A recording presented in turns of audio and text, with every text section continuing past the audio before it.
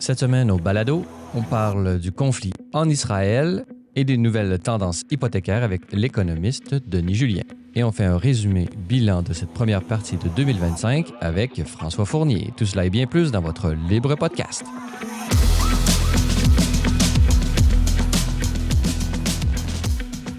Bonjour à tous et à toutes et bienvenue au Libre Podcast, votre balado hebdomadaire entièrement consacré à l'analyse de l'actualité de la semaine Libre Média et bien plus encore. Je suis votre animateur Francis Denis en compagnie de l'économiste Denis Julien.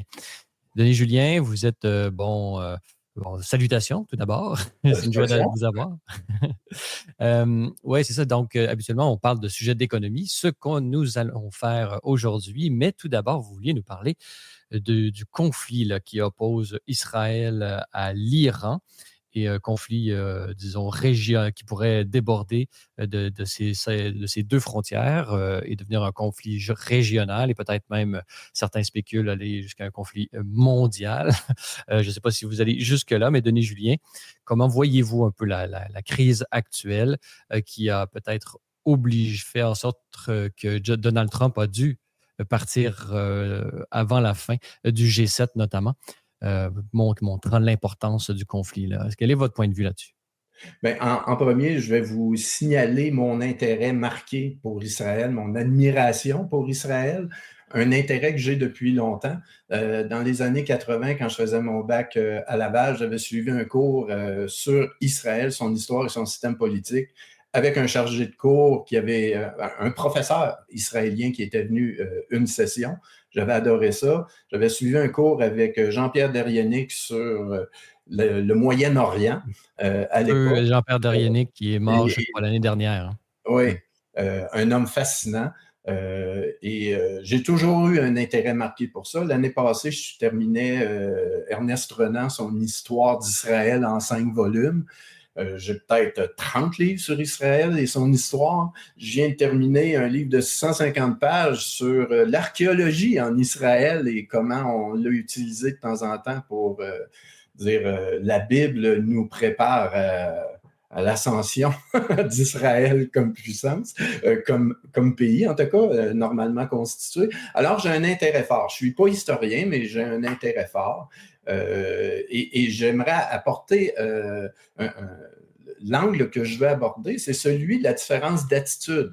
Parce que par rapport à nous, Québécois, on a une position morale par rapport à Israël, par rapport à la Palestine, par rapport à disons, l'anti-sionisme. On est assez anti-sioniste, ce qui cache souvent un antisémitisme. Mais on a une attitude qui est très différente pour des pays qui ont à peu près la même population en termes d'amplitude.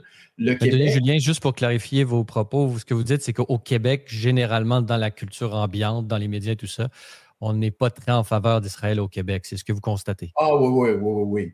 On le voit. Puis on a une attitude plus sympathique aux Palestiniens en ne nommant pas assez souvent la cause du malheur palestinien qui est souvent la direction du Hamas et les refus passés de certaines ententes comme celles qu'il y avait eu du temps de Clinton qui ont été refusées par Yasser Arafat. Fait que on n'en parle pas assez de ça. On parle juste du malheur palestinien comme étant causé simplement par les Israéliens.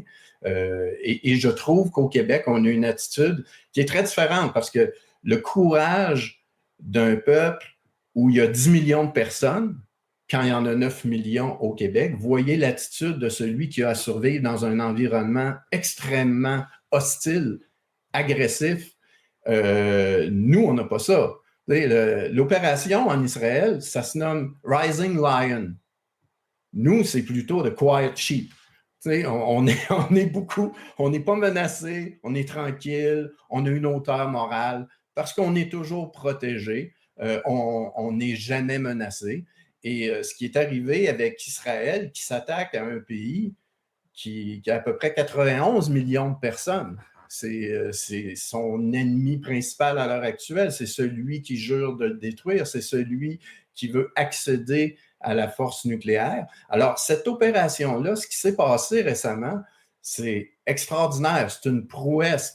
Ça va être dans les livres d'histoire pour ce qui est de la manière de mener une guerre, une attaque. Il y a un homme que je suis sur Twitter, il s'appelle John Spencer. Vous pouvez aller le voir sur Spencer Gard. C'est un professeur de West Point. Et lui en parlait, son ouverture sur sa première réflexion sur cette initiative-là d'Israël et de Netanyahou, c'était, imaginez-vous, on est durant la Deuxième Guerre mondiale et il y a une attaque surprise qui va détruire entièrement la capacité de défendre au sol contre l'aviation israélienne.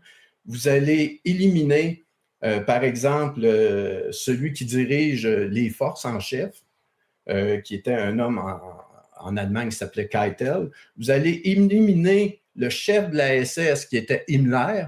Vous allez éliminer Rommel, le renard du désert, qui était le grand général qui dirigeait des unités de tanks en Afrique du Nord. Il dit, imaginez-vous, vous allez tout tuer ce monde-là et vous n'avez pas encore effectué le débarquement de Normandie. C'était sa manière d'ouvrir le jeu pour dire, c'est marquant ce qui vient d'arriver. C'est très marquant. Et une des raisons pour lesquelles ça a lieu, c'est Israël, dans son histoire récente, a raison de vouloir attaquer, à la limite de se venger, de celui qui finance ses ennemis, comme le Hamas, qui l'ont attaqué en 2023, en octobre 2023. Ici, on en parle comme si c'était quelque chose d'assez léger. Pourtant, souvenez-vous comment on est devenu le peureux officiel d'Amérique du Nord quand Donald Trump parlait du 51e État, comment on était assez peureux du temps de COVID. Et là, vous avez un pays qui, en octobre 2023, se fait tuer 1200 citoyens. Ça équivaut, là, si vous ramenez ça à l'échelle des États-Unis, à 10 World Trade Center, en termes de population, toute proportion gardée. Alors... on parle de civils, on ne parle pas de population militaire. C'est ça, on parle de la population. Imaginez-vous qu'au Québec, il y aurait 1200 personnes, on se ferait attaquer, il y aurait 1200 morts, 250 personnes qui étaient amenées en otage, torturées, affamées et tout ce que vous voulez. Imaginez-vous nos réactions. Alors, quand on juge d'Israël, il faudrait également de se mettre dans la position qui pourrait être la nôtre dans la mesure où on a une population égale, ils sont entourés d'ennemis, on ne l'est pas, on est protégé, on a une hauteur morale que nous permet notre tranquillité d'esprit, mais si on était toujours menacé, on agirait peut-être comme ça. Alors, je sais qu'à l'heure actuelle, les choses qui se discutent, c'est est-ce que c'est une étude, est-ce que c'est une attaque préemptive, est-ce que c'est préventif, est-ce que c'est acceptable dans les lois de la guerre, est-ce qu'on l'appuierait à l'ONU? En réalité, Israël s'explique après et agissent en premier parce que c'est arrivé... C'est clair, ça. On peut comprendre aussi la stratégie militaire. On ne va pas dévoiler le plan militaire avant de l'exécuter, là, ce qui enlève tout l'avantage de la surprise. Oui, il y avait des circonstances. Moi, je pense que l'histoire dira que Netanyahou nous a rendu service. Aura rendu service. Puis, il y a des circonstances. Vous voyez, à l'époque, quand il y avait eu la guerre du Kippour, je ne sais pas si vous avez vu, il y avait eu un film sur Golda Meir qui, après l'attaque du Kippour en octobre, je pense que c'était 73-74, et ça avait les premiers là, du 6 au 14 octobre à peu près, là, ça allait pas bien pour Israël. Israël avait besoin d'aide, l'avait obtenu avec les Américains, mais juste aux alentours du 10, ça allait très mal. Il avait été surpris, il avait été attaqué, aucun avertissement. Ils ont gagné, ils auraient pu perdre. Les services secrets avaient été blâmés parce qu'ils n'avaient pas du tout vu venir les choses. Tandis que là, vous avez une prouesse, une intégration incroyable des services de renseignement, une infiltration au plus haut niveau en Iran.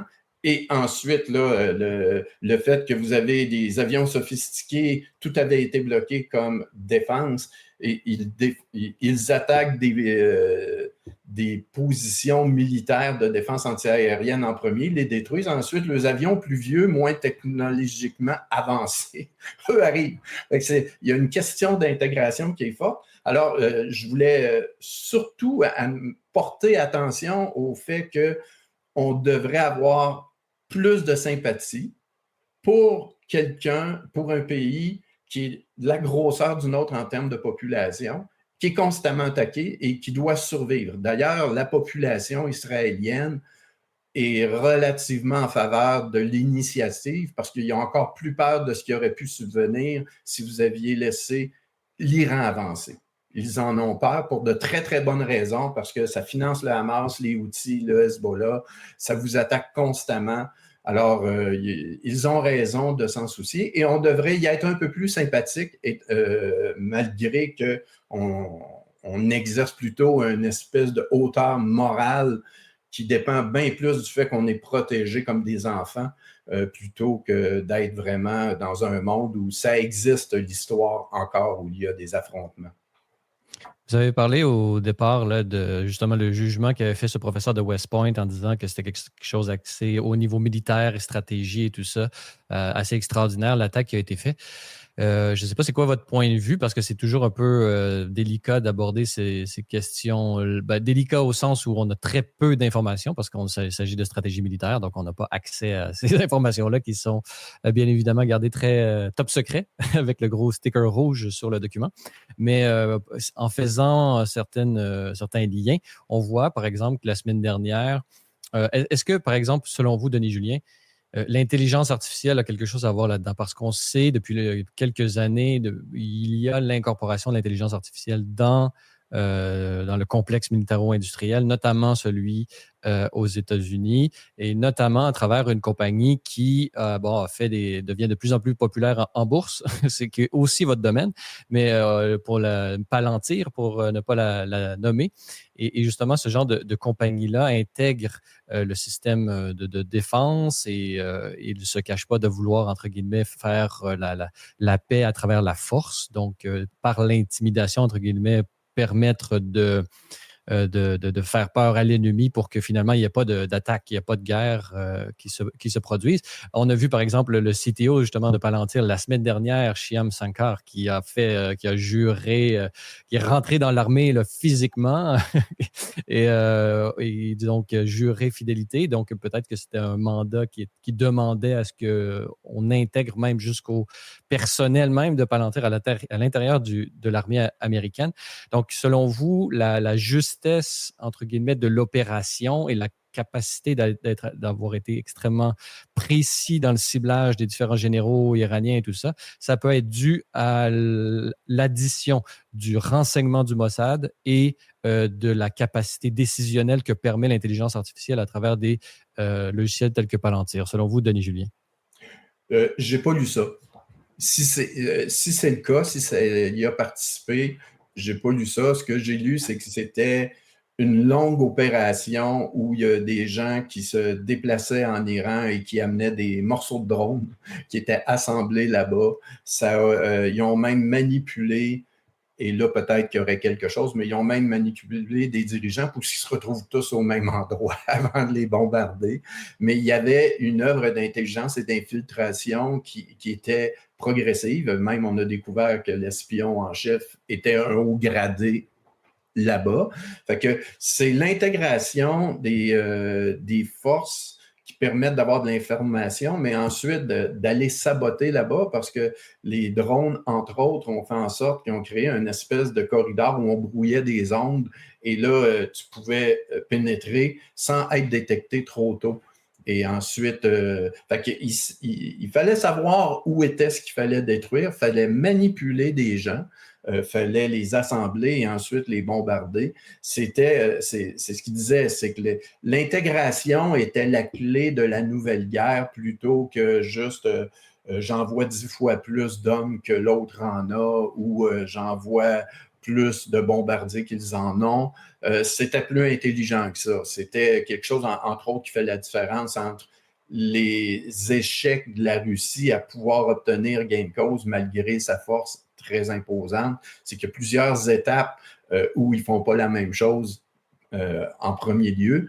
Puis, ce qui permet à l'Ukraine de résister aussi, c'est des moyens qui ont été utilisés par les Israéliens, mais pour eux, se rendre bombardés en Iran, entre autres avec des drones. Fait que c'était un ensemble de choses qui étaient mieux intégrées. C'est vraiment ce qui compte, ils sont sophistiqués à plusieurs niveaux, les Israéliens.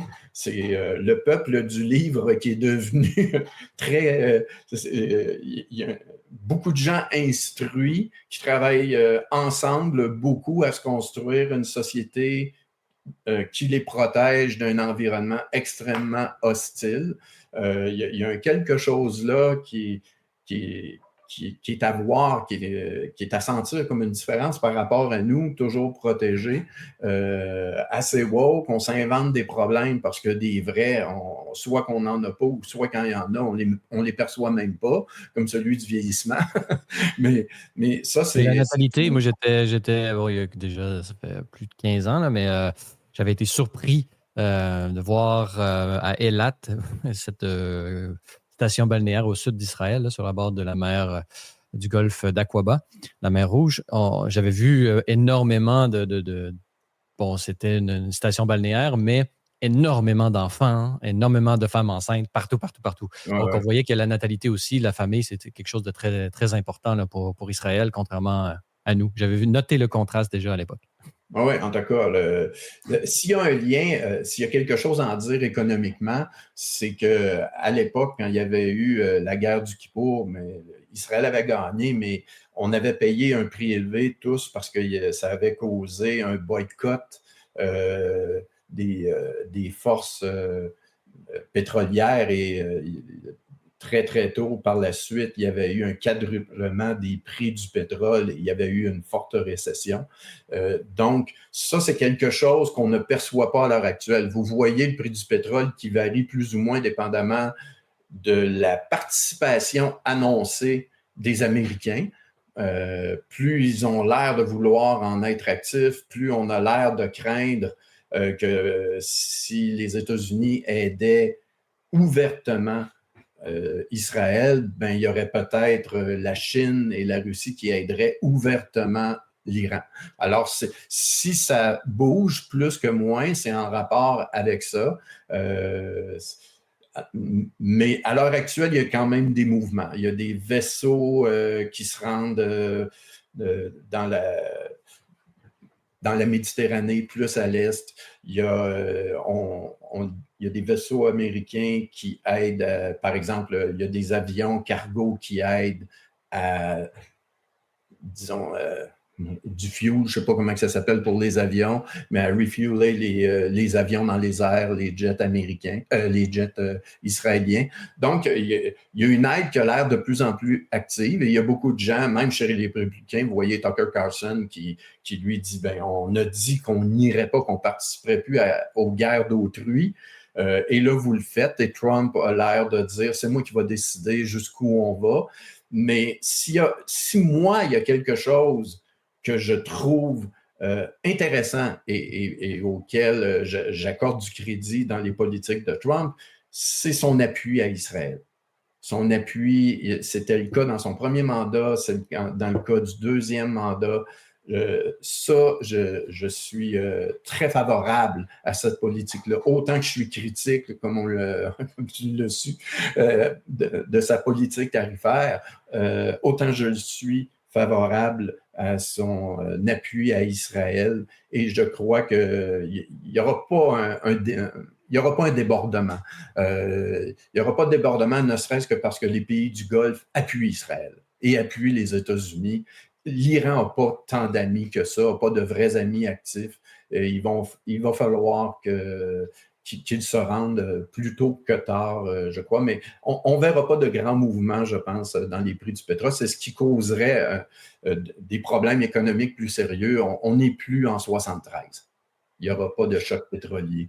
Puis on a vu Netanyahou s'adresser, bon, disons, c'est pas un conflit contre le peuple iranien, dit-il, mais c'est un conflit contre le régime. Croyez-vous que cette opération puisse éventuellement mener à moyen, court terme à la chute du régime des ayatollahs et pour retourner à une démocratie telle qu'elle a pu être vécue là, avant la Révolution? C'est la meilleure chance qu'ils ont depuis le départ du Shah de d'Iran. C'est la meilleure chance qu'ils ont depuis 79 avec l'ascension de l'Ayatollah Khomeini, aidé quand même par les Français, abrité par les Français pendant un bout de temps. Fait que c'est ce que souhaite beaucoup. C'est ce que souhaite beaucoup de monde. L'Iran dérange beaucoup au Moyen-Orient. C'est une force de dérangement, c'est une force agressive. Donc, tout le monde a intérêt à ce que ça se règle avec un changement de régime. Je pense également qu'ils n'attaquent pas les forces, ils n'attaquent pas l'offre pétrolière physiquement.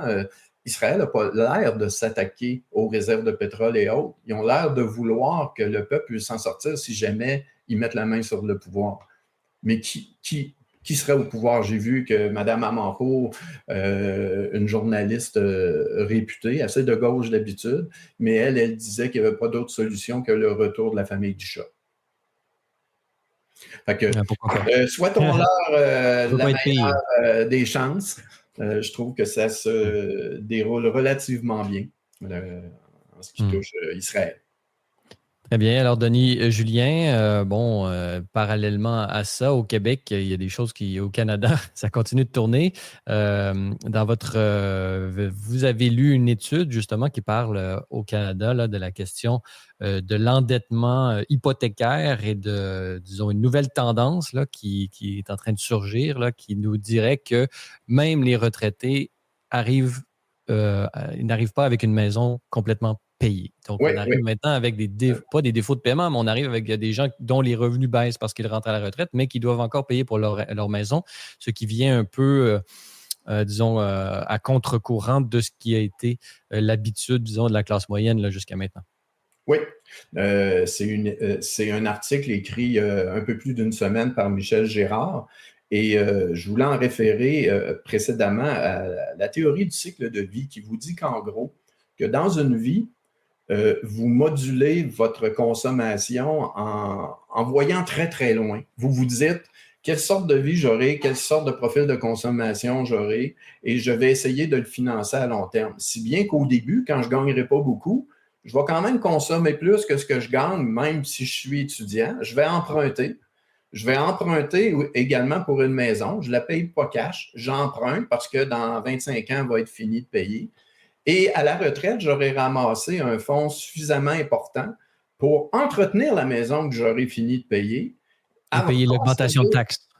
Payer l'augmentation de taxes aussi. et l'entretien. Conserver le même niveau de vie approximativement et passer à travers mon fonds. Et quand je décéderai peut-être vers 85-90 ans, j'aurai passé à travers ce que je m'étais mis en réserve. En gros, là, la théorie du cycle de vie, elle vous dit vous ne dépensez pas très peu quand vous ne gagnez pas beaucoup, puis vous ne dépensez pas en fou tout ce que vous gagnez quand vous gagnez les plus hauts salaires que vous aurez dans votre vie. Vous allez lisser votre consommation dans le temps, vous allez l'augmenter un peu plus et vous allez emprunter, et vous n'allez pas tout dépenser quand vous gagnerez plus parce que vous allez rembourser votre dette. Normalement, ce que ça laisse voir, c'est que quand vous arrivez à la retraite, votre maison est finie de payer. Et quand j'ai commencé dans l'industrie, c'était le cas. Quand j'ai commencé dans l'industrie de l'investissement et de la planification de retraite, dans le début des années 90, si vous rencontriez quelqu'un qui prenait sa retraite, la maison était finie de payer. À l'heure actuelle, ce que Michel Girard soulevait, c'est qu'au Québec, ceux qui vont arriver à la retraite cette année et l'année prochaine, il y en a environ un 30% à peu près, 29 très précisément, qui n'ont pas encore fini de payer leur maison, qui ont encore une hypothèque. C'est 3 fois plus qu'en 99, quand il y en avait à peu près 8%. C'était l'exception. 8% des gens qui arrivaient à la retraite seulement n'avaient pas fini de payer. Quand on parle de ça, on ne parle pas que quelqu'un commence à payer une hypothèque, il ne reste pas 25 ans, mais c'est juste que si tu avais eu 30-35 ans de vie active, tu en avais profité de ce temps-là pour finir de la payer au complet. Là, on ne sait pas trop dans le détail. Est-ce que c'est du monde qui ont quasiment fini de payer une première maison. Il leur restait 10 ans.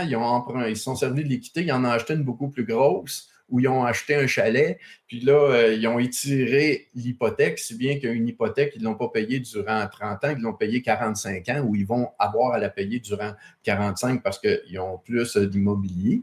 Ça, on ne le sait pas. Mais ce que ça laisse voir, c'est plutôt un état de pauvreté, je dirais, que ça laisse dénoter plus qu'autre chose, parce que en même temps, ce qui était plus intéressant de mon point de vue dans l'article, c'était, on donnait les statistiques sur les gens qui sont à la retraite, ceux qui paient des impôts ou pas. Quand on attire l'attention sur le vieillissement du Québec et ses dangers, on en parle souvent juste en fonction des dépenses de santé, en disant si vous avez plus de personnes à la retraite, les dépenses de santé vont augmenter. Puis quand ils vont atteindre le 80-85, là, ça devient là, épouvantable. Quand il y a des dépenses à consentir, elles sont très élevées dans les dernières années. Si on est trop en même temps, ça va faire exploser le budget de la santé. Et ce dont on ne parle pas assez, c'est mais est-ce qu'ils participent eux-mêmes au financement de ces dépenses-là en payant des impôts, les personnes âgées? Puis on s'aperçoit que c'est très peu. Pour vous donner une idée, 50% des gens qui sont retraités ne paient pas d'impôts sur le revenu. Leur revenu est trop peu élevé au Québec. Et si vous dites, ben, est-ce qu'il y en a qui en paient? Ben, il y en a qui en paient un peu. Par exemple, il y a ceux qui gagneraient entre 35 et 50 000. Il y a à peu près 18% des retraités. Mais ce n'est pas eux qui payent le plus d'impôts. Ils en paient un peu parce qu'ils ont un revenu entre 35 et 50 000, mais tu restes quand même dans les braquettes d'imposition qui sont les plus basses, à 26%. Alors, si tu additionnes le 17,5 qui en paie un peu et le 50% qui n'en paie pas du tout, là, tu es rendu à 67,5 des retraités qui ne payent pas ou peu d'impôts. Mais les dépenses d'un système vieillissant sont occasionnées par leurs besoins en santé. Alors, vous vous apercevez qu'on avait raison il y a 10-20 ans de commencer à tirer l'attention sur le vieillissement du Québec et l'impasse pour ce qui était des dépenses. Mais on ne parle pas assez des sources de revenus parce qu'il y a juste un 26,5% des gens à la retraite qui gagnent 50 000 et plus et qui paient des impôts relativement importants. Et donc, eux peuvent dire, moi, non seulement j'ai fini de payer ma maison, j'ai un fonds de pension, j'ai des RIR, j'ai des CELI, j'ai des bons revenus qui me permettent de participer au système et payer ma part des dépenses. Je ne compte pas que sur mes enfants pour payer des impôts élevés et trop élevés surtout. Donc, on a encore là un signal comme quoi il y a une impasse qui se dessine de plus en plus forte et un jour, il faudra en parler plus ouvertement que ça et voir nos vrais problèmes versus les problèmes niaiseux qu'abordent les politiciens. Comme cette semaine, je voyais que le PQ voulait interdire que si vous aviez quelqu'un qui était honoré nationalement en mourant, ça ne se ferait pas dans une église. Faut-tu être assez épais pour faire un problème de ça? Là, on peut penser qu'il y a de la diversion, on peut penser que c'est un peu de la diversion, mais aussi... C'est de l'insignifiance. On n'est pas adulte. On n'est même pas société assez adulte pour parler de sujets sérieux qui sont nos problèmes. On a peut-être le PQ il y a quelques semaines, avec d'un côté avec PSPP et de l'autre avec Catherine Fournier à Longueuil, qui au moins essaie de parler de l'augmentation des coûts en construction et de l'incapacité d'une autre impasse. Au moins, là, il y a un vrai problème qui peut-être qu'ils n'ont pas les bonnes solutions, mais au moins, ils parlent d'un vrai problème. Selon vous, Denis Julien, pour parler justement du problème qui vous inquiète, là, de ce problème des revenus qui vont diminuer pour l'État et d'une impasse qui s'annonce. Quelles seraient, selon vous, les solutions? Simplement créer la richesse. Créer la richesse, c'est le même problème. Par exemple, Robert Gagné, il y a quelque temps, il y a une étude qui se fait annuellement et qui revient constamment. C'est lancinant presque que de nous dire, vous n'êtes pas assez productif. Vous n'êtes pas assez productif parce que l'État est trop gros. L'État va chercher trop d'impôts pour investir tout croche. L'État, quand il devient un État qui veut donner de l'aide industrielle, à 80% va utiliser ses ressources pour sauver des emplois qui auraient peut-être dû disparaître parce qu'une compagnie plus jeune est en train d'émerger avec des solutions moins coûteuses, mais qui va déplacer une vieille industrie, puis les ressources auront à se redistribuer autrement. Et il disait, mais on manque de capital parce que 20% de cette aide-là, on donne le signal que d'investir dans de la machine, dans de la techno, devenir productif, bien, on ne donne pas du tout le signal du côté de l'État que c'est ça qu'il faudrait faire. Donc, on est parmi les moins productifs en Amérique du Nord, certainement. En Occident, on fait partie des pires parce qu'on n'investit pas, parce qu'on dit à l'investisseur de ne pas venir ici. On l'impose tellement qu'il dit on veut pas que tu viennes finalement parce que c'est un signal sérieux qu'on envoie. Puis les signaux sont clairs, c'est qu'on dit oui, mais nous avec ça, parce que les politiciens québécois se défendent en disant oui, mais nous avec ça, on rend le système plus juste. On a des impôts élevés parce que les gens dans le dernier quintile, le 20% plus pauvres, ont un meilleur niveau de vie. Robert Gagné montre non. Partout, dans les pays de l'OCDE, le dernier 20% gagne à peu près aux alentours de 20 000 avec toutes sortes d'aides. La différence n'est pas là. C'est que dès la classe moyenne, vous avez drôlement imposé quelqu'un de manière excessive. Et à partir du moment où il monte dans l'échelle des revenus, classe moyenne élevée ou encore plutôt assez riche, il s'en va. Il s'en va ou il change ses comportements. Donc, vous n'incitez pas quelqu'un à dire « on me laisse mes profits, je les réinvestis parce que j'ai de bonnes idées. Je fais mes profits présentement parce que je suis bon dans ce que je fais. Je vais le faire longtemps, mais je veux croître et je vais réinvestir mes profits. » On dit « ben non, j'ai besoin de tes profits. Je vais t'imposer de manière excessive parce que moi, j'ai de meilleures idées. Je vais mettre de l'argent dans l'ion électrique. » Cette mentalité-là nous appauvrit. Puis l'appauvrissement, il est artificiel dans le sens où ce n'est pas un phénomène naturel. C'est causé de toutes pièces par une manière de penser qui nous a été présentée séculairement. Ça fait longtemps qu'on nous dit l'État, puis toi, tu es un de ceux qui l'a plus dit qu'on est toujours religieux, c'est juste qu'on a changé de clergé, puis on a changé de Dieu. Mais l'État est devenu la bête à qui on sacrifie tout. Mais là, on sacrifie nos enfants, on sacrifie leur niveau de vie parce qu'ils nous financent, parce qu'on n'est pas capable de se comporter comme du monde. Fait que les signaux sont toujours à l'effet d'aller dans le même sens. Les dépenses sont insensées, les décisions sont insensées, les déficits sont gros, difficiles à réduire en ne causant pas un choc. Le système ne peut pas tenir vraiment. Et tout ce que vous dites à vos enfants, c'est si tu es instruit, si tu connais l'anglais, tu devrais peut-être aller voir ailleurs pour ton propre bien, j'irai te visiter. Et ce n'est pas ça le bon signal. C'est vraiment pas le bon signal.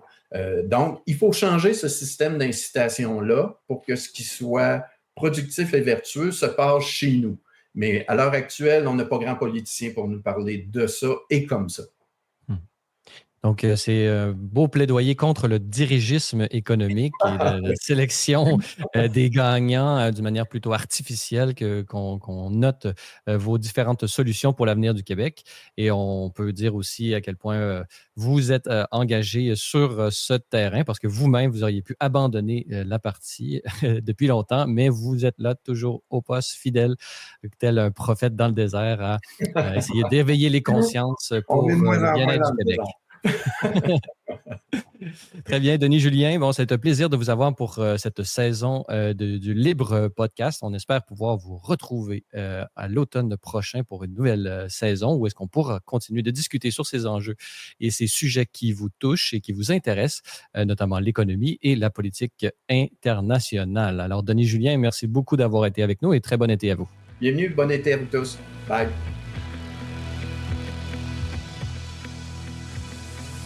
Et dans cette deuxième partie du balado de cette semaine, nous avons la joie d'être en compagnie de François Fournier, alias le dédomiseur. François Fournier, bonjour. Salut. François Fournier, bon, c'est le dernier épisode, dernier segment de l'année même. Donc, on est très heureux de pouvoir vous accueillir pour discuter ensemble un peu de cette revue de l'année, disons la moitié de janvier jusqu'à fin juin. Il s'est passé énormément de choses là. Alors, qu'est-ce qui a retenu votre attention? Ben je pense que c'était prévisible. Après la reprise de pouvoir par Trump allait amener une espèce de flot tendu d'actualité qui les mauvaises langues appellent ça, c'est ça, the never ending shit show. Là. Donc c'est un peu ça. Moi je m'attendais à ça, mais on sous-estime un peu toujours à quel point ça peut aller vite. Là. Donc c'est en fait pendant un certain temps de la présidence Biden, en fait, on se demandait de quoi on allait parler. Dans certaines journées d'actualité, tu dis, bon, c'est tranquille aujourd'hui. Maintenant, Donald Trump justifie un agenda d'actualité à lui seul, nonobstant de la politique intérieure. Je te dirais même presque au détriment de la politique intérieure parce que, au Canada, bon, je pense que l'élément marquant de cette année-là, ça reste l'élection qu'on a vécu où ça devait notamment être le jugement dernier, si je peux dire, du gouvernement qui est d'un gouvernement qui est en fin de règne après 10 ans, bon 9 ans et quelques, mais disons 10 ans pour le bienfait de la conversation, avec un bilan, bon je pense qu'objectivement, on peut dire que c'est un bilan qui est pas très reluisant. Donc, on pourrait dire qu'il y a eu quelques moments, bon, en début de règne, où ils ont rempli des promesses qui avaient été annoncées, quoi qu'on en pense, là, donc avec la légalisation du cannabis, des aides directes aux familles qui ont été données par des chèques. Bon, on peut être contre ou pour ces mesures-là, mais nonobstant, c'est des trucs qui ont été livrés, qui avaient été promis en campagne électorale, mais dès le deuxième mandat, même je te dirais dès la fin du premier mandat, c'était clair que ce gouvernement-là n'allait pas livrer grand-chose. Donc, ils n'ont pas été capables de livrer de grands projets énergétiques. Ils n'ont pas été capables de livrer aucun budget équilibré. Ils n'ont pas été capables de livrer des relations. Ils n'ont pas été capables d'apaiser des relations interprovinciales ou interculturelles au Canada. Donc, là, on a l'impression qu'un peu toutes les provinces sont à quelque part à couteau tiré, particulièrement à l'Est et l'Ouest. Donc, il y a pas d'unité canadienne, il n'y avait pas de force économique canadienne, il y avait une stagnation du PIB par habitant. On a tous vu ces graphiques-là. Bref, c'est un bilan, je pense, qui objectivement, qu'on soit libéral, conservateur, bloquiste ou de gauche comme de droite, c'est pas un bon bilan. Et ça, je pense que les Canadiens l'avaient compris. Ce qu'ils n'avaient pas compris, c'est que ce bilan-là était le bilan des libéraux et pas seulement celui de Justin Trudeau. Donc, la variable Trump, comme je disais, pour revenir au point de départ, était tellement puissante dans l'équation que les Canadiens ont décidé maintenant que leur vote, c'était pas Carney contre Poilievre, c'était pas conservateur contre libéral, c'était à quelque part Carney contre Trump. On dirait que c'est comme ça que ça s'est matérialisé dans l'esprit. Les gens voulaient, bon, un leader capable de gérer des crises. Et là, bon, toute la question de son expérience puis de son fameux CV est devenue surdéterminante par rapport à tout le reste. Et c'est un peu ça, c'est-à-dire que Trump, l'année qui vient de passer, toute l'actualité internationale est reliée à lui. Donc, les relations entre le Mexique et le reste du continent, c'est relié à Trump. Les relations, les tensions internes aux États-Unis, c'est relié à Trump. L'élection canadienne est reliée à Trump. Même, je ne sais pas si tu as vu, il y avait l'élection en Australie aussi. Il y a une élection en Australie qui est un espèce de revival de l'élection, de remake de l'élection canadienne où ils ont rejoué tous les mêmes trucs. Là. On choisit un leader par rapport à Trump, les tensions commerciales, alors que pour eux, je dirais, c'est presque encore plus ridicule que dans le cas canadien parce que les échanges commerciaux entre l'Australie et les États-Unis, c'est vraiment pas du même ordre que l'interdépendance que les Canadiens ont avec l'économie américaine. Mais donc, c'est ça. Et Gaza, regarde, on pourrait nommer tous les sujets, l'Ukraine, la Russie, tous les sujets, en fait, ont été reliés à cette présidence-là, de près ou de loin. J'imagine que ce ne sera pas comme ça pendant 4 ans parce qu'il va éventuellement devenir un lame duck, ne pouvant plus se représenter, quoi qu'en disent les espèces d'experts qui nous disent qu'il se représenterait pour un troisième mandat, même s'il n'a pas le droit. Bon, honnêtement, je crois plus ou moins à ces scénarios-là, pour le même nonobstant de tout le reste par rapport à son âge. Là. Je pense qu'il va terminer sa présidence. Là, il y a 79, donc il va avoir 82, 83 à la fin de la présidence. On peut penser qu'il va vouloir finir ses jours dans sa somptueuse résidence de Mar-a-Lago ou une de ses propriétés un peu partout qu'il y a aux États-Unis puis dans le monde. Donc, je vois pas trop pourquoi. À mon avis, ça relève un peu plus du délire qu'autre chose. Là. Mais pour revenir sur ton point, là, de la relecture ou de la lecture du peuple dans les élections, c'est-à-dire le narratif, il correspondait aussi à comment les peuples eux-mêmes se projetaient par rapport justement à l'élection de Trump. Donc, ce que tu viens de dire, par exemple, l'élection, c'était pas entre les libéraux et les conservateurs, c'était entre les États-Unis de Trump et le Canada et comment défendre le Canada. Donc, on relisait, mais en même temps, et donc la même chose en Australie et tout ça. Donc, on n'a pas voté sur les enjeux réels. On a vraiment juste voté sur le psychodrama, qu'on pourrait dire.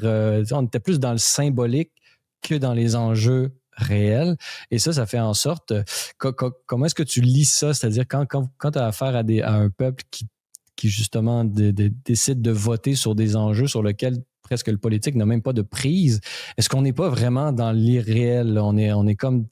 C'est comme si le récit national, le récit du Canada, de la nation et tout ça a tellement de place que finalement, tout ce qu'on veut, c'est essayer de préserver, à défaut de pouvoir préserver le réel devant Trump, on va préserver au moins l'image qu'on se fait de nous-mêmes. Oui, mais c'est sûr, c'est toujours surprenant, pour ne pas dire des fois décourageant, de voir à quel point une masse quand même critique de gens qui est moins grande que ce qu'on aurait pu penser parce que, bon, comme on l'avait déjà dit dans l'analyse des résultats électoraux qu'on a fait il y a quelques semaines, c'était quand même moins marqué que ce qu'on aurait pu le penser. Les conservateurs ont augmenté leur statistiques de vote, là. Exact. Les conservateurs ont augmenté leurs statistiques de vote. Bon, malgré tout, le Bloc québécois a quand même évité un effondrement que certains prédisaient. Bon, la vraie histoire, c'est vraiment l'effondrement du NPD qui pour une raison qu'on ignore encore, la vaste majorité de sa base militante s'est garochée dans les mains d'un banquier, finalement, ce qui est quand même assez amusant. Mais tout ça pour dire que ça reste, je pense, assez mystérieux, la question de savoir pourquoi est-ce qu'une population tombe à ce point-là dans des éléments qui sont en réalité de la propagande politique, là, donc des récits politiques mis de l'avant. Et tu sais, on comprend que des militants très engagés dans des partis souscrivent à ces trucs-là. Tu sais, j'ai pas de misère à croire qu'un militant du Parti libéral se voit dans ce discours-là, pense c'est normal. C'est ça, c'est de la partisanerie. La partisanerie, je veux dire, les gens peuvent lire ce que Hannah Arendt écrivait sur en fait, ce que Simone Veil plutôt écrivait sur la suppression des partis politiques. Elle explique très bien comment les partis politiques sont des usines, en fait, à former des automates à quelque part qui renoncent à une partie de leur appareil psychique pour souscrire à toutes sortes de récits, de narratifs. Bon, c'est comme les partisans des Maple Leafs là, qui continuent à être des partisans malgré les défaites. Oui, c'est ça. C'est un peu le même. Mais dans le sport, le sport est ça. C'est une question identitaire, mais à ce moment-là. C'est ça devient assez identitaire, donc relativement irrationnel. Et bon, et tout ça était très prévisible. Je veux dire, on l'avait dit avant même que l'élection se passe. En fait, on l'avait dit au jour 1 à peu près, où on a appris que Carney était pressenti pour succéder à Trudeau. On le voyait, on se disait, mais ne vous laissez pas prendre, c'est une pièce de théâtre, on joue un nationaliste qui vient d'être inventé, parce qu'il n'y a jamais eu de nationalisme canadien dans les temps récents. Donc, en réalité, le Canada est un pays qui, minimalement depuis l'ère Trudeau, en tout cas, c'est là que ça s'est accéléré, est un pays antinationaliste, est un pays en fait, on a déboulonné des statuts, on parle là, d'ailleurs, vous voyez que c'est déjà revenu, là. On vient de se terminer l'élection où on nous disait que là, on est dans une nouvelle vague ultra-nationaliste, on boycotte les produits de l'étranger, et ça n'a pas pris 2 jours qu'on faisait venir le roi pour s'extasier sur les terres non cédées. Donc, c'est-à-dire qu'on est passé de la souveraineté territoriale aux terres non cédées en 24 heures ou à peu près, et personne voit là-dedans que c'est la démonstration même d'un écran de fumée incroyable, d'un narratif politique qui n'était qu'une propagande grossière, mais même les choses grossières fonctionnent. Et puis, si on se compare, on se console, on peut regarder le cas de la France. Je veux dire, le cas de la France, ça fait quand même depuis, je sais pas, 40 ans que tous les scénarios politiques, en fait, que toutes les élections se déroulent sur la même trame de fond, qui est la menace d'une prise de pouvoir fasciste par le Front national / maintenant Rassemblement national. Et donc, à chaque fois, il y a le même film, le même scénario que face à la menace fasciste, la gauche, le centre et même la droite devraient s'unir contre l'extrême droite. Puis là, tu te dis, mais un peuple peut embarquer dans ce scénario-là une fois, 2 fois, mais là, ça doit faire 15 fois qu'ils se font faire le coup. J'exagère, là, mais vous comprenez un peu l'idée. C'était le même coup en 2002 avec Jospin. C'était le même. Là, tu te dis, bon, on va arriver. Et là, préparez-vous, là, parce qu'il y a une élection présidentielle qui s'en vient en France dans pas si long. Et ça va être encore la même histoire. Que ce soit Marine Le Pen, si elle gagne en appel, sa cause par rapport à son inéligibilité, ou que ce soit Jordan Bardella, on va s'apercevoir qu'on va nous rejouer la menace et là, on va nous faire croire qu'un gars de, je sais pas, 28 ans qui a de l'air absolument inoffensif est la réincarnation d'Adolf Hitler. Et c'est pourquoi, même si vous êtes un politicien de gauche, vous devriez vous ranger derrière, même si vous êtes un politicien de centre ou quasi de droite, vous devriez vous ranger derrière Mélenchon si jamais c'est lui qui était le candidat au 2e tour face à cette menace-là. Et là, tu vas avoir toute l'extrême gauche encore qui va faire, si c'est un candidat centriste qui est au 2e tour, toute la gauche va appeler, non pas, ils disent à voter pour lui, mais à voter contre l'extrême. Mais tu sais, c'est comme le même film toujours. Et là, tu te dis, attendez, si je vous présente, je sais pas moi, le film Orange Mécanique, après 9 fois que je vous le présente, vous devriez commencer à anticiper la fin un peu. Tu devrais dire, je pense qu'elle me dit quelque chose. Mais visiblement, non, les gens croient encore à ces trucs-là parce que, je sais pas, il y a une espèce de biais là-dedans que si tout le monde le dit, c'est que ça doit être vrai. Si mes parents se sont battus pour ça il y a 30 ans, donc c'est pas des cons, mes parents, donc ils doivent avoir raison. Il y a toutes sortes de mécanismes affectifs et psychologiques là-dedans quand même. Jean-Marie Le Pen, il avait beaucoup dérapé. Oui, OK, fine. On peut dire ce qu'on veut du Rassemblement national / Front national. Je veux dire, je suis pas français, je n'ai pas à me prononcer pour qui je voterais, mais ce n'est pas objectivement le Troisième Reich qui arrive, là. Faut juste être honnête, il faut le dire, ce n'est pas vrai que ce parti-là est un parti qui va établir en France une dictature. Mais les gens souscrivent encore à ces niaiseries-là. Et si tu regardes ça un peu comme observateur extérieur, tu te dis, mais pourquoi ça colle encore, ces trucs-là? Donc, au Canada, on n'est peut-être pas au bout de nos peines, là, ce scénario-là qu'on vient de se faire refaire. Et c'est pour ça que je dis, moi, depuis des semaines, d'après moi, il y a beaucoup de gens dans les hautes instances de la politique québécoise qui pensent à ces scénarios-là, là, et qui se disent, écoutez, là, la CAQ, on prévoit un effondrement électoral, mais je regarde ce qu'ils ont fait au fédéral. Il nous suffit probablement d'un bon timing, d'une bonne campagne de pub, d'une bonne campagne de marketing politique. On remplace le premier ministre qui décide qu'il ne se représente pas par la nouvelle saveur du mois. Et puis, les gens peuvent embarquer là-dedans. Là. Et puis là, je suis certain qu'il y a des gens qui nous écoutent et disent, non, les gens ne retomberont pas là-dedans, mais je vous garantis que oui, ils vont retomber là-dedans. Là. C'est parce que nous, on suit ça au jour le jour. De sophistication, c'est-à-dire que qu'est-ce qui explique un peu cette naïveté ou cette disons, cette vulnérabilité à la manipulation? C'est un manque de sophistication, c'est un manque de connaissance de l'histoire qui fait que le seul événement historique qu'on connaît, c'est celui de la Deuxième Guerre mondiale, ou est-ce que c'est au contraire peut-être j'émets des hypothèses là, la peur, il y a une peur actuellement, il y a un retour à des vieux patterns apocalyptiques presque religieux qui au niveau de l'environnement et tout ça qui crée la COVID, qui crée un climat d'anxiété. Donc cette peur-là empêche de raisonner. C'est quoi, selon vous, les pistes là, qui expliqueraient un peu un tel phénomène? Tu sais, il y a très longtemps, il y a un philosophe qui s'appelle Emmanuel Kant qui réfléchissait un peu à cette question-là, puis il se disait, mais pourquoi il y a autant de gens finalement qui répètent des sottises sans réfléchir?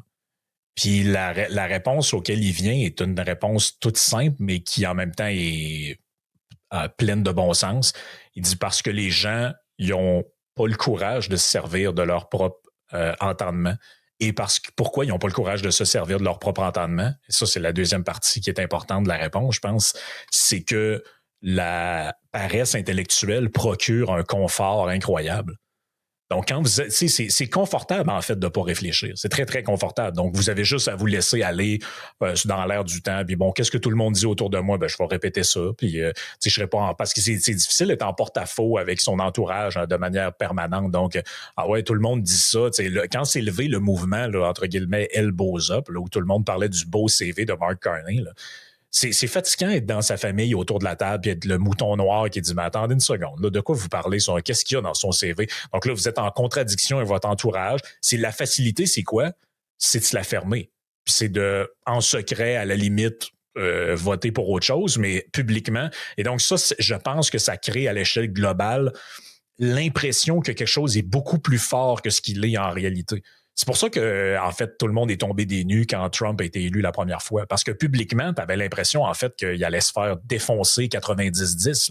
Tu disais, mais c'était à peine possible de trouver des supports publics, de gens connus ou quoi que ce soit. Il y avait quelques cas isolés, de gens qui, je sais pas moi, des Kid Rock de ce monde et autres, là, mais c'était comme 100%, la vaste majorité des artistes, la vaste majorité des acteurs, la vaste majorité des patrons d'entreprise, les gens connus, tout le jet set au complet était rangé derrière Hillary Clinton. Donc, il y a eu une surprise le jour. Et je pense que c'est à beaucoup moindre échelle, je pense que c'est un peu ce qu'on a eu la journée de l'élection, c'est-à-dire que des gens s'attendaient vraiment à ce que Carney fasse élire genre 300 députés. Et finalement, on s'est aperçu que, OK, quand même, il y a un fond de bon sens dans la population qui peut-être nous prévient de ce genre de mouvement de folie-là.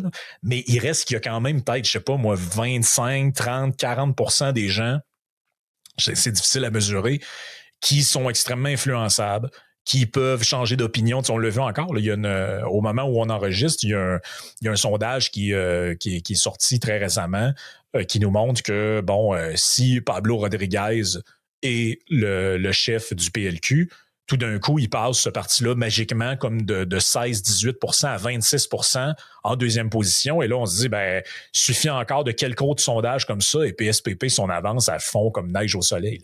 Là, tu te dis, mais pourquoi? Comment quelqu'un peut passer de péquiste à libéral comme ça, d'un claquement de doigts? Ben, parce qu'on lui dit à la télévision que c'est une candidature de qualité, qu'on lui dit que c'est un homme d'expérience, qu'on lui dit qu'il est bien, qu'il se présente bien, il parle bien. Bon, mais pour des gens qui suivent la politique au jour le jour, ça peut paraître futile ou stupide, mais je pense qu'il ne faut pas chercher tellement plus loin que ça. Je pense qu'il y a beaucoup de gens que, honnêtement, les informations dont ils disposent pour faire un choix là-dessus, le temps qu'ils consacrent à la chose politique dans une semaine, c'est quoi? 3-4 minutes, quelques titres d'articles de journaux. Ils n'en ont aucune idée que Mark Carney a écrit un livre dans lequel il disait tout le contraire de ce qu'il proposait en campagne électorale. Ils n'en ont aucune idée, probablement que Pablo Rodriguez était le numéro 2 du gouvernement Trudeau pendant des années et qu'il s'est réjoui de tous les trucs que peut-être eux-mêmes trouvent stupides. Donc, il y a des gens, si ça se trouve, en ce moment, qui disent, ben, moi, je vais, Pablo, ça a l'air d'un bon candidat, mais en réalité, ça fait 9 ans qu'ils écrivent sur leur Facebook que Trudeau est trop woke. Tu vois, il y a comme en fait, c'est qu'il y a un manque de cohérence relié probablement à un manque d'information et aussi, comme je dis, le confort de s'en remettre parce que tu sais, tout le temps questionner ce qui est l'information qui t'est donnée, tout le temps dire écoutez, je suis pas sûr, je vais aller vérifier, puis je vais me faire ma propre idée, se faire sa propre idée. C'est quand même un processus qui est demandant, ça prend du temps, ça prend des efforts. Puis honnêtement, je peux comprendre, tu sais, je peux comprendre que des gens veulent pas faire ça, au même titre que si je voulais, je pourrais consacrer du temps pour apprendre à comment couler des fondations de béton, mais ça m'intéresse pas. Fait que je le fais pas. Je préfère que si j'ai besoin que quelqu'un d'autre le fasse à ma place. Le problème, c'est que la politique, c'est la chose civique. Ouais, il y a différentes. Il y a une hiérarchie d'intérêts aussi. Il y a des intérêts qu'on n'aime pas, mais qu'on est obligé. Là. Comme ça m'intéressait pas le code de la route, mais il a fallu que je l'apprenne pour pouvoir avoir mon permis de conduire. Exact. Donc nul ne peut ignorer la loi. Donc ça fait un peu partie des devoirs primaires du citoyen que de le faire. Est-ce que c'est qu'est-ce qui fait en sorte qu'il n'est pas capable de susciter l'intérêt ou peut-être on pourrait prendre la question à l'envers selon toi, où est l'intérêt des Québécois, par exemple? Qu'est-ce qui les intéresse et où ils mettent du temps, mais qui les empêche de mettre du temps ailleurs? Qu'est-ce qui les occupe tant que ça, là, les Québécois aujourd'hui, là? C'est difficile à dire comme ça pour une population entière, mais... C'est une bonne question. Ben, on voit que les gens ils ont de l'intérêt pour les choses publiques et politiques, mais on dirait qu'il faut que ce soit extrêmement relié à leur vie personnelle et affective. Tu vois, par exemple, quand le PQ a soulevé la question des téléphones chez les jeunes, donc les cellulaires chez les jeunes, là, tout d'un coup, il y avait beaucoup de réactions sur cette thématique-là, des parents qui parlent pas nécessairement de politique, que là, ils s'embarquent dans le débat public. Pourquoi? Parce que le sujet les interpelle. Je pense que les sujets très théoriques, comme la taxation, la taille de l'État, tout ça, la vaste majorité des gens, ils ne se sentent pas interpellés par ça. Là. Donc, c'est ça qui les touche le plus directement aussi. Le taux de taxation, ça les touche. Il n'y a rien qui peut les toucher directement plus que ça. Là. Je veux dire, à la fin de l'année, ça apparaît sur leur compte. Est-ce que c'est une incapacité d'abstraction? Est-ce que l'incapacité à voir comment une chose peut être abstraite les touche particulièrement? Est-ce que c'est une incapacité d'abstraction? D'où ça vient? Y a-t-il un trait culturel propre? Je sais pas s'il y a un trait culturel relié à ça, mais je pense que, dans le fond, le génie de l'organisation politique contemporaine telle qu'elle est, c'est toujours de te donner l'impression qu'en fait, tu ne payes pas les coûts de ce que tu désires. Donc, c'est pour ça que, les gens, si tu leur poses la question, êtes-vous pour que le fédéral augmente les transferts en santé pour les provinces afin d'avoir des meilleurs soins? Tout le monde répond oui, là. Mais si le moyen pour arriver à ça, c'est qu'il y a un collecteur d'impôts qui cogne à votre porte et qui vous dit « Madame, vous me devez 1 000 », ben là, ouais, comment ça, je vous dois 1 000 $? Ben oui, ben vous avez voté pour mais si, tu sais, c'est comme camouflé dans un budget déficitaire, puis tu vois pas trop qui va payer ça ni comment, puis il n'y a pas une facture qui arrive chez vous. En fait, c'est ça. Tu sais, les Romains auraient rêvé de pouvoir écraser la Gaule avec ce système-là. Ben non, il n'y a pas besoin d'aller collecter au village avec le petit chariot puis les sesterces, là. Donc, t'as juste besoin, en fait, de prélever à la source puis d'inventer toutes sortes de programmes. Mais dans la vie primitive, entre guillemets, ou archaïque, ça n'existait pas, ces systèmes-là. Donc, l'invention de toute la sophistication bureaucratique, je pense que ça a beaucoup contribué à sortir le citoyen de la vie réelle. Puis un bon exemple de ça, je pense, qui montre un peu l'erreur à ne pas faire pour le politicien, c'est ce que les villes ont fait en allant, par exemple, comme la grande région de Montréal, à dire, regarde, vous nous devez 130 $ sur votre permis de conduire pour financer le transport en commun. Là, tu as vu qu'il y a eu des gens qui se sont réveillés. Tu dis, comment ça qu'on vient de me prendre 130 $? Je la prends pas, l'autobus. J'ai pas l'intention de la prendre ou j'ai pas l'intention de prendre le métro ou j'ai pas l'intention. Pourquoi on me vole 130 $? Et là, soudainement, mais si le même genre de programme... à la source. C'est ça, mais si le même genre de programme avait été le provincial via une taxe obscure sur les véhicules usagés, prélève tant d'argent et redonne aux villes sous forme de points, ce genre de trucs-là, là, les gens, ils sont pas capables de faire le lien objectif entre qui fouille dans mes poches et qui le fait pas. Donc là, ça, je pense en fait que si au municipal, la taxation, on la paye une fois par année, donc on le voit plus au municipal. Est-ce que ça explique, ou selon toi, cette logique-là explique l'implication, la sensibilité plus accrue par rapport aux enjeux municipaux? Le fait qu'on se fasse un chèque à la fin de l'année, ça compte juste pour les propriétaires aussi. Oui, mais je pense que la plupart des gens, si tu remarques autour de toi, les réactions les plus fortes qu'on entend par rapport aux taxes et aux impôts, en tout cas au Québec, je ne sais pas comment c'est dans les autres provinces, c'est généralement pour les taxes municipales et ce genre de choses-là. Parce que là, les gens font le lien, OK, c'est ma ville. Là. Et là, regarde, ils font, ben là, c'est parce qu'on y ramasse plus les vidanges à toutes les semaines. J'ai des trous partout dans ma rue.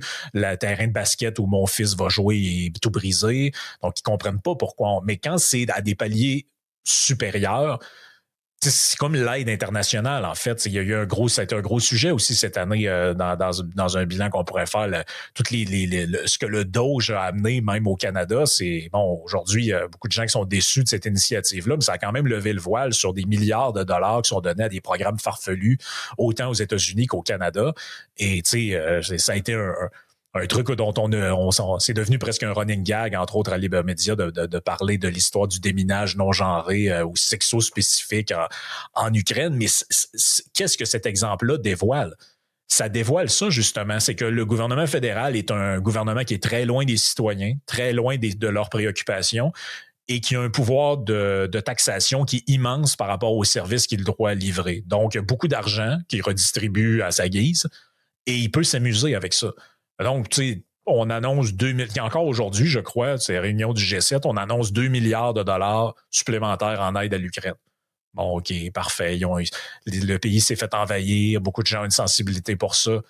Mais est-ce que cette aide-là, elle serait acceptée si c'était 300$ de plus sur chaque bill de taxe municipale? Moi, je pense que non. C'est qu'on n'a pas l'impression de payer, en fait. Et c'est probablement pour ça que la politique fédérale intéresse aussi peu les gens. Bon, OK, ils ont une opinion sur Trudeau, Poilievre, Carney, tout ça, mais dans le concret de la chose, c'est juste expliquer qu'est-ce qui relève de quel palier. Des fois, c'est comme déjà même trop abstrait, là. Puis ça, je pense que des partis comme le NPD sont souvent capables de profiter de ça parce qu'en fait, ils proposent des programmes qui empiètent carrément sur les juridictions des provinces et ils le savent, mais il n'y a pas tant de citoyens que ça qui se préoccupent de ça, dans le sens que eux ils disent « Ouais, mais moi, ça m'intéresse, moi, qu'on paye mon dentiste, fait que je m'en fous de savoir qui paye, payez-le moi. » Mais tu sais, dans le cadre municipal, ben si tu faisais un projet comme ça, tu devrais facturer les gens sur leur compte de taxes ou d'une manière ou d'une autre. C'est-à-dire, OK, parfait, vous voulez que la ville paye vos services dentaires. Bon, on évalue que c'est 400$ par maison. Et donc là, les gens sauraient directement qui payent. Est-ce qu'il y a des gouvernements comme ça qui, disons, dans le monde là, moderne, occidentaux, qui n'a pas d'impôt à la source, qui a un impôt à la fin? Il y avait pas la France pendant un assez long moment que tu devais, même les particuliers, payer tes impôts à la fin de l'année là, sous forme un peu comme le font les travailleurs autonomes, par exemple. Là. Donc, mettre l'argent de côté.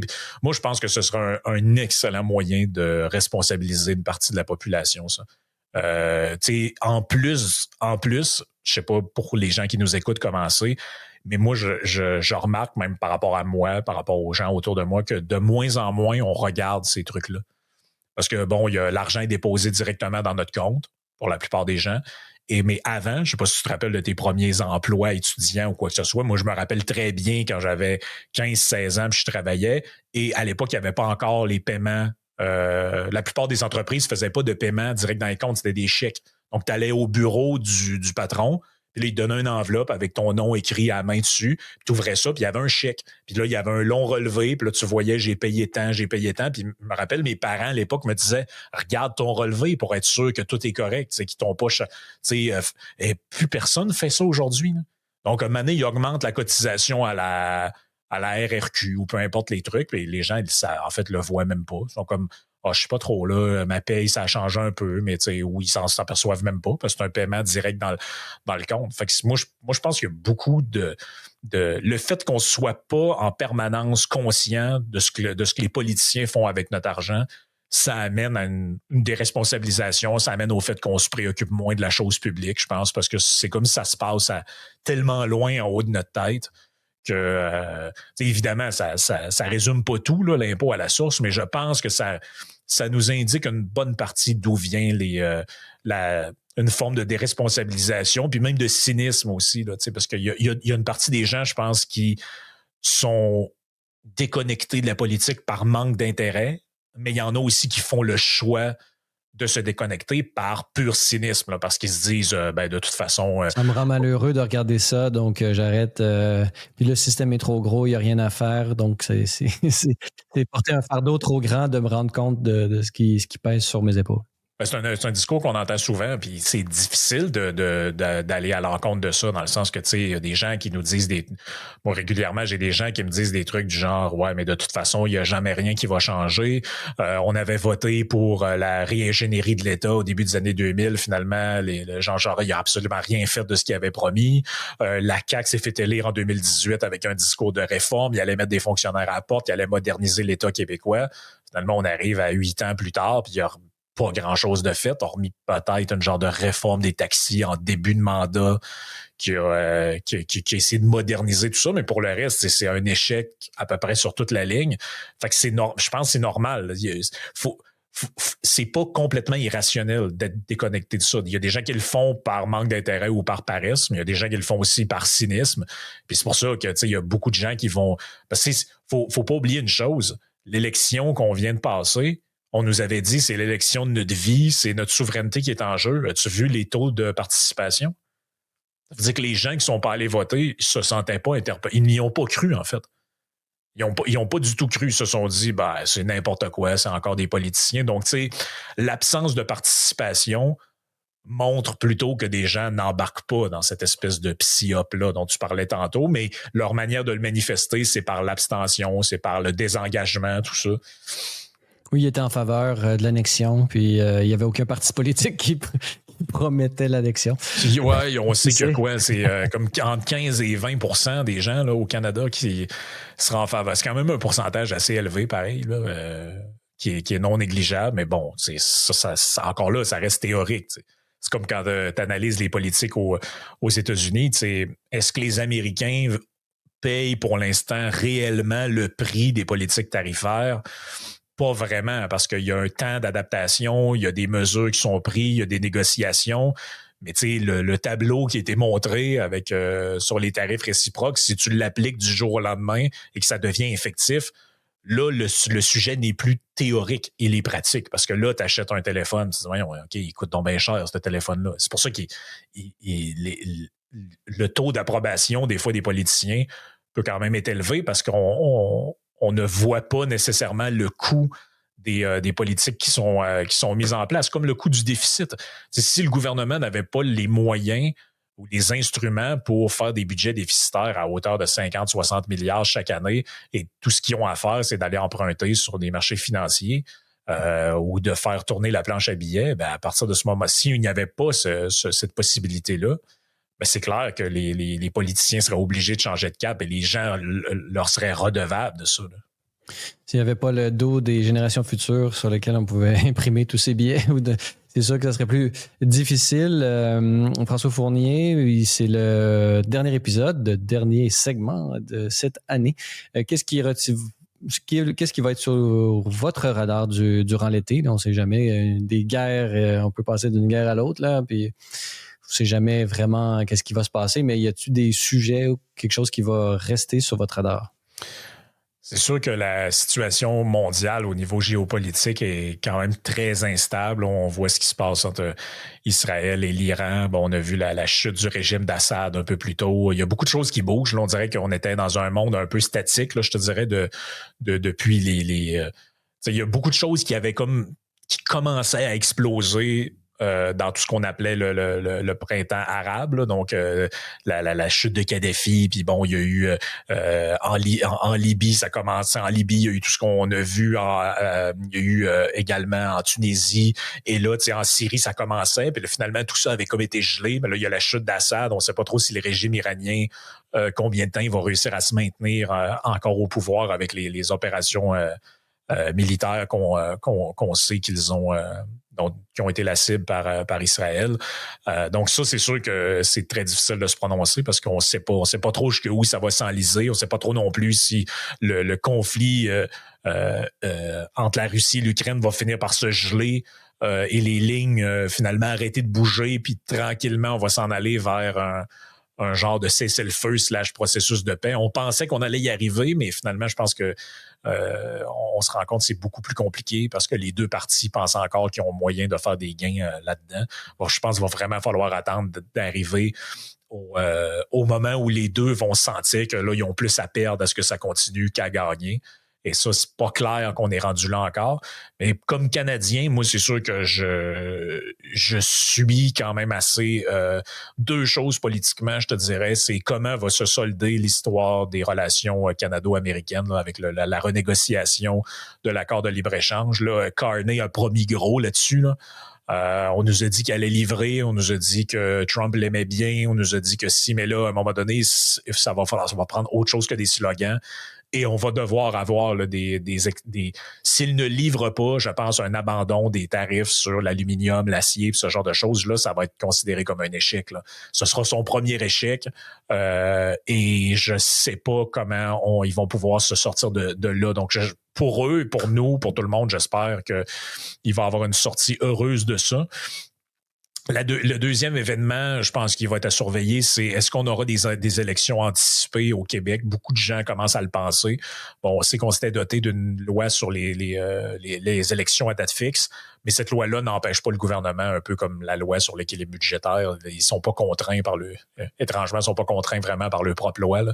Donc, ils pourraient déclencher des élections, puis ça pourrait être justifié quand même facilement dans un sens, parce que si François Legault décide qu'il ne se représente pas, et c'est souvent des décisions que prennent les caquistes en fin de session ou en retour d'été. Là. Rappelez-vous, Fitzgibbon ne donnait pas du tout l'impression d'un gars qui s'en allait, et Mané il nous est arrivé, il nous a dit qu'il partait.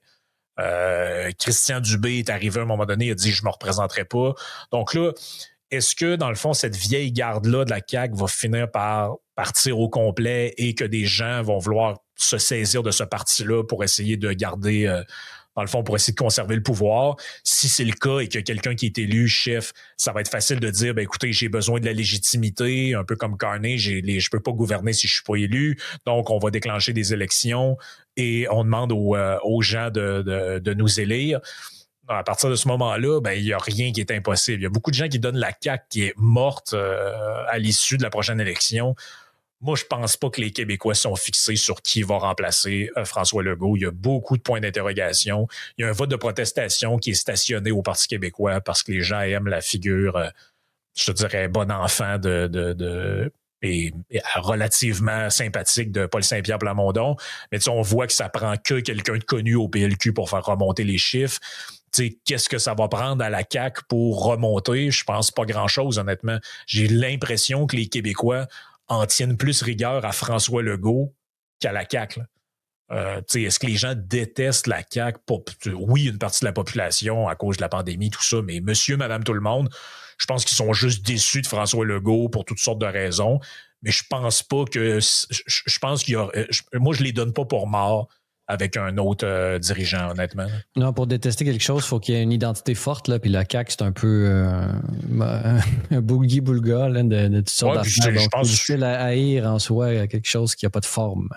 Non, c'est ça. Puis, avec le départ de la vieille garde, ce serait assez... moi, j'imagine très bien une opération de communication d'un nouveau ou d'une nouvelle chef qui prendrait les rênes de ça, peut-être venir de l'extérieur et dire, écoutez, on comprend le mécontentement, mais il faut savoir que le noyau de la CAQ, c'est plus le même. On s'en va ailleurs. Puis, M. Legault est parti, M. Fitzgibbon est parti, M. Dubé est parti. Peut-être que plusieurs autres... donc, c'est un nouveau... En fait, il y aurait... Ils vont la faire la Carney. Ce serait probablement plus crédible, en fait, que Carney, où lui, c'était littéralement la même équipe que Trudeau et ça a fonctionné. Donc, je vois pas pourquoi cette stratégie-là fonctionnerait pas, honnêtement. En tout cas, pour ceux qui veulent vous suivre dans votre balado, Yann et Frank, est-ce que vous prenez une pause ou vous allez continuer tout l'été?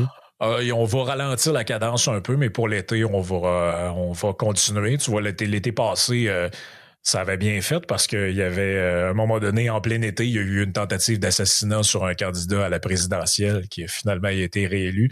Donc, on sait plus maintenant. Hein. L'été, c'était synonyme de tranquillité. Maintenant, on sait plus trop. Là. Un peu comme les vendredis, c'était des journées où il se passait rien. Maintenant, il y a des opérations de drones en Russie ou tous nos codes, on dirait, ont changé. Là. Donc, c'est comme ça maintenant. Très bien. Alors, François Fournier, on peut vous suivre au balado Yann et Frank ainsi que sur les médias sociaux durant tout l'été pour bénéficier de vos opinions, de votre perspective sur l'actualité qui ne cesse de se déployer devant nous. Alors, merci beaucoup pour votre participation durant cette demi-saison du podcast et on espère pouvoir vous parler de nouveau au retour à l'automne. Alors, merci beaucoup d'avoir été avec nous et bon été à vous. Au plaisir. Voilà, c'est tout pour le balado de cette semaine. N'hésitez pas à nous donner vos commentaires ou une note sur les différentes plateformes de balado-diffusion.